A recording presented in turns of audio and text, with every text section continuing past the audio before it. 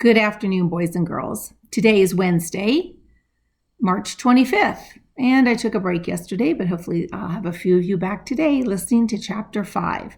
And the title of Chapter 5 is Sundays. And in the days of Laura and Mary, Sundays were a rest day. So let's see what they were able to do on Sundays. Now, the winter seemed long.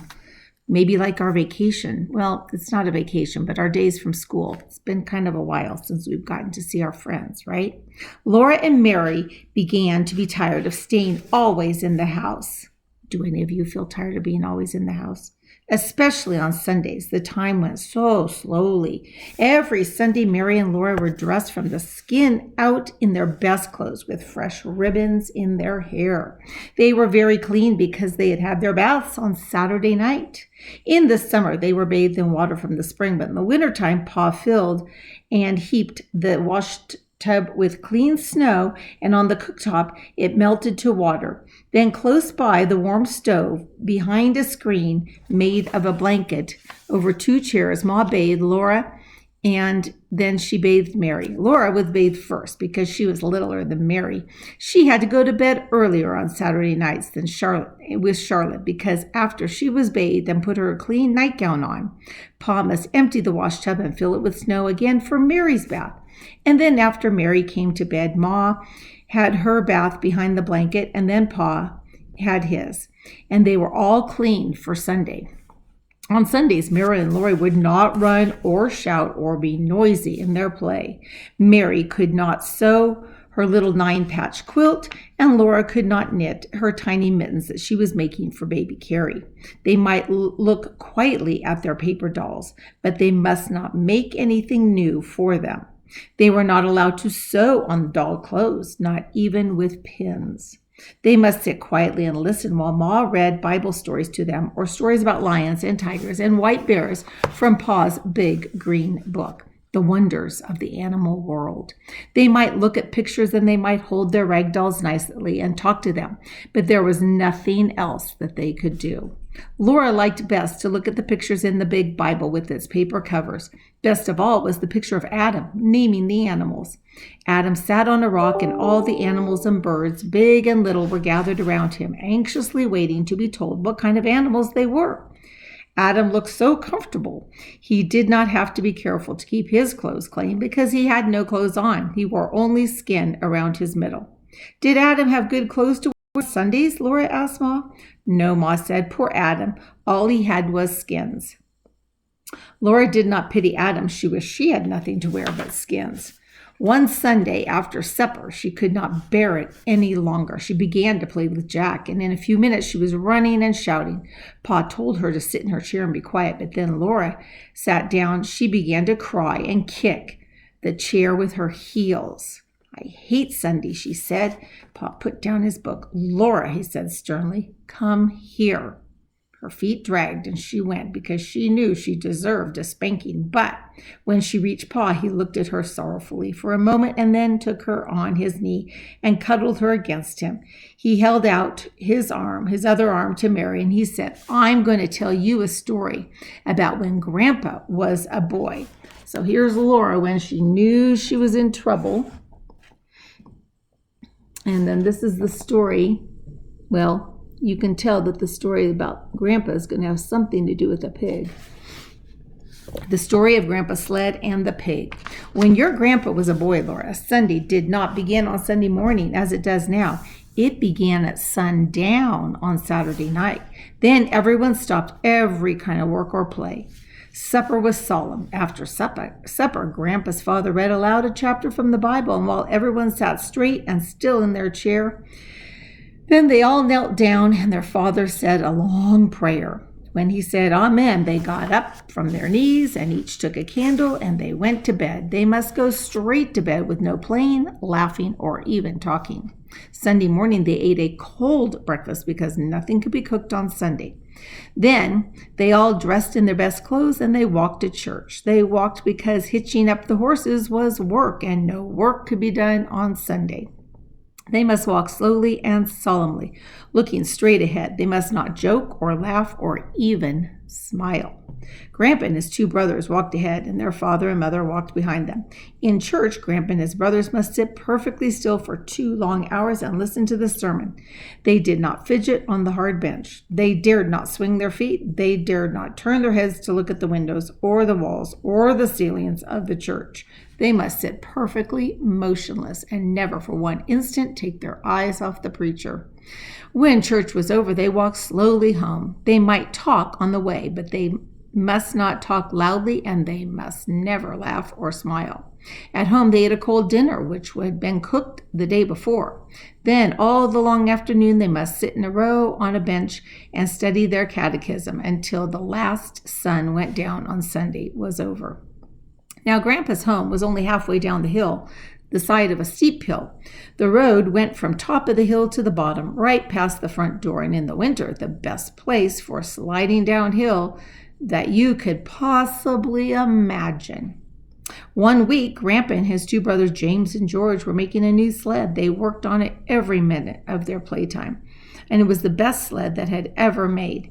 And it was so long that all 3 of them could sit on it and behind each other. They planned to finish it in time to slide downhill Saturday afternoon. For every Saturday afternoon, they had 2 to 3 hours to play. But that week, their father was cutting down trees in the big woods, and he worked hard, and he kept the boys working with him. They did all the morning chores by lantern light, and they worked all in the woods when the sun came up. They worked till dark, and then their chores were done, and after supper, they had to go to bed so they could be ready for the morning. They had no time to work on the sled until Saturday afternoon, and they worked at it just as fast as they could, but they didn't get it finished till the sun went down Saturday night. After the sun went down, they could not slide down the hill, not even once. That would have been breaking the Sabbath. So they put the sled in the shed behind the house to wait until Sunday was over. All the 2 long church hours in church the next day, while they kept their feet still and their eyes on the preacher, they were thinking about the sled. At home, while they ate dinner, they couldn't think of anything else. After dinner, their father sat down to read the Bible, and Grandpa and James and George sat still as mice on their bench with their catechism. But they were thinking about the sled. The sun shone brightly, and the snow was smooth and glittery on the road, and they could see it through the window. It was the perfect day to slide down the hill. They looked at their catechism, and they thought about the new sled, and it seemed that Sunday would never end. Here are the boys, and here's their father. After a long time, they heard a snore. They looked at their father, and they saw his head had fallen against the back of the chair, and he was fast asleep.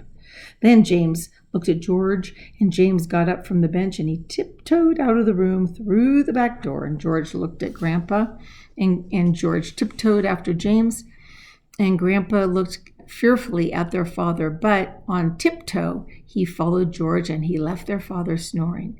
They took their new sled, and they went quietly up to the top of the hill. They meant to slide down just once. Then they would put the sled back and slip back onto the bench with the catechism before their father woke up. James sat in front on the sled, and George, and then Grandpa, because he was the littlest. The sled started first slowly, then faster and faster. It was running, flying down the long steep hill, but the boys dared not shout. They must slide silently past the house without waking their father. There was no sound except for a little whirl of runners on the snow and the wind rushing past.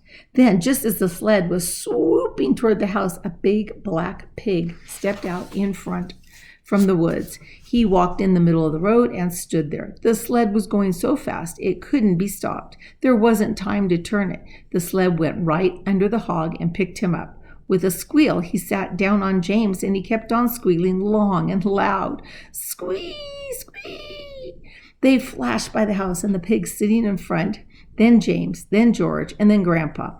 And they saw their father standing in the doorway, looking at them. They couldn't stop. They couldn't hide. There was no time to say anything. Down the hill they went, the hog sitting on James and squealing all the way.